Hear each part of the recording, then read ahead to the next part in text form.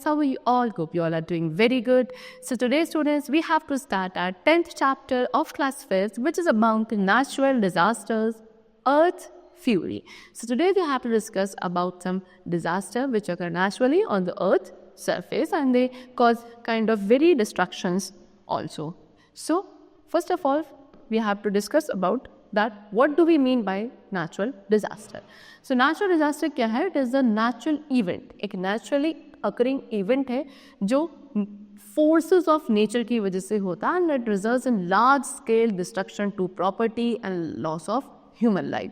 They may occur at any place and at any time without any warning. We have no control over them.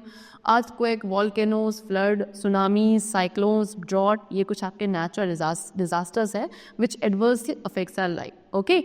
See, तो natural disaster क्या है? एक natural event है जो हमारे nature के force की वजह से होता है और इससे काफ़ी बड़े स्केल पर डिस्ट्रक्शन होता है प्रॉपर्टी को, इनफैक्ट काफ़ी सारी लाइफ को भी.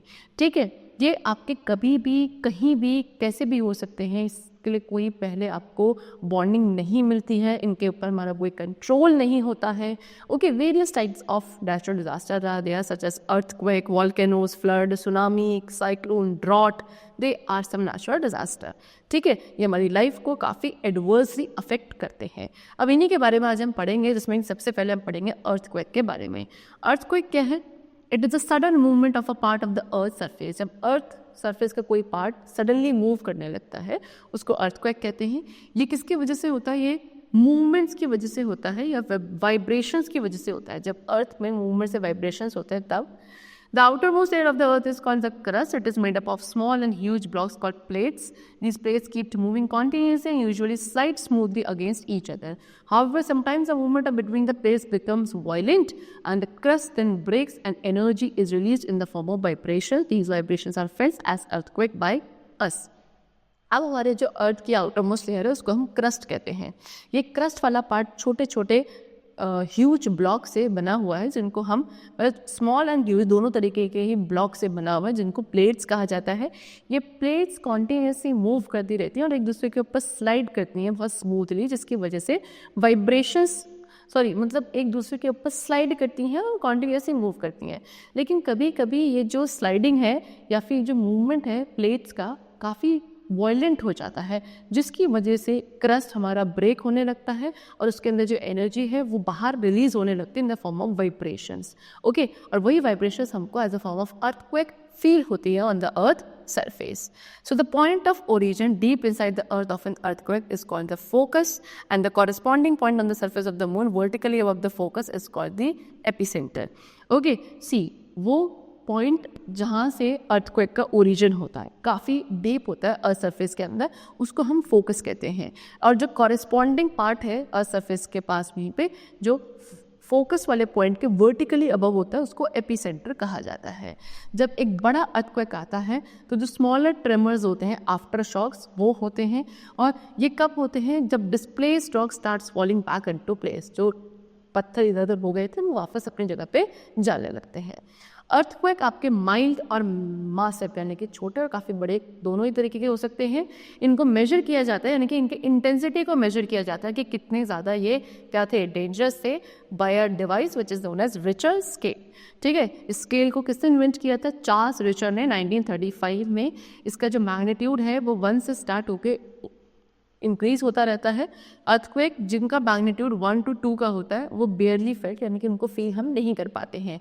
लेकिन जिनका मैग्नीट्यूड 3 to 4 के बीच में होता है उन्हें हम फील कर सकते हैं. और जो अर्थक्वेक 5 से अबव होते हैं वो काफ़ी ज़्यादा डिस्ट्रक्शन वाले यानी कि मैसिव अर्थक्वेक्स होते हैं. Now earthquakes generate waves which travel in all directions from the epicenter. earthquake क्या करते हैं? वेव्स को जनरेट करते हैं जो सभी डायरेक्शंस में ट्रैवल करती है एपिसेंटर से. और ये वेव्स को हम डिटेक्ट कर सकते हैं इंस्ट्रूमेंट के थ्रू जिसको हम सीस्मोग्राफ बोलते हैं. एक्सपर्ट्स जो study and monitor earthquakes are called seismologist. वो एक्सपर्ट्स जो अर्थक्वेक्स को स्टडी करते हैं, ओके, उसको मॉनिटर करते हैं, उनको हम सीस्मोलॉजिस्ट कहते हैं. सीस्मोग्राफ में क्या होता है? एक फ्रेम होता है, spring, stone, drum, paper and pen होता है.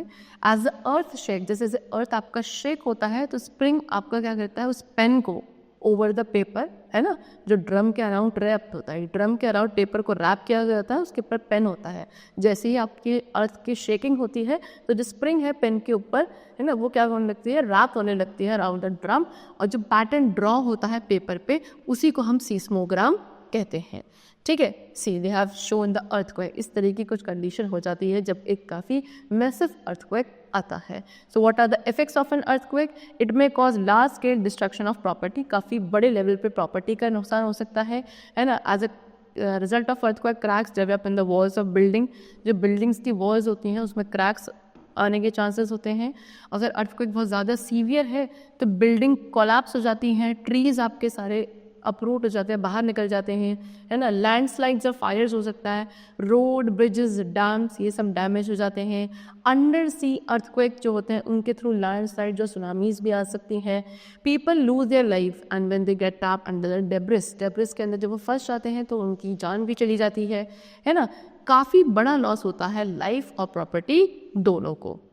अब प्रिवेंटिव मेजर्स, क्या क्या प्रिवेंटिव मेजर्स हम ले सकते हैं अर्थक्वेक से बचने के लिए, या फिर अगर हम अर्थक्वेक में फंस जाते हैं तो क्या प्रिवेंटिव मेजर्स हैं? Run out in the open area, किसी ओपन एरिया में जाना चाहिए, किसी भी बड़ी बिल्डिंग, इलेक्ट्रिक पोल, ट्रीज वगैरह से जो कि हमारे ऊपर गिर सकते हैं, है ना, ड्यू टू अर्थक्वेक, उनसे हमें दूर रहना चाहिए।